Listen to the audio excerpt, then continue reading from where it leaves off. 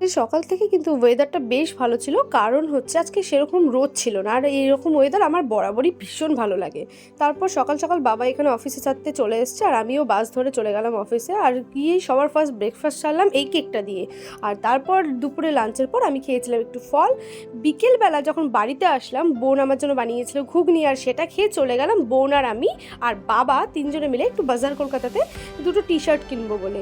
কারণ কাল ছিল আমার ভাইয়ের বার্থডে, আর ভাই বলতে আমার জেঠুর ছোটো ছেলের বার্থডে। আর এখানে আমার বোন একটু ঢং করে একটু পোজ দিয়ে দিল। আর তারপরে বাবা আমি বোন তিনজনে মিলে চলে আসলাম বাড়িতে জিনিসপত্র কিনে নিয়ে।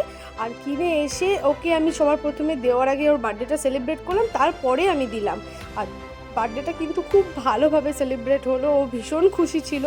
ওকে এই টি শার্টগুলো দিয়েছিলাম, ওরও খুব পছন্দ হয়েছিল। তার মধ্যে বলেছিলাম একটা পরে আমাকে দেখাস, আর সেটা পরে শুধু জাস্ট হাসিটা দেখো। ভিডিওটা ভালো লাগলে অবশ্যই লাইক করুন, শেয়ার, টাটা।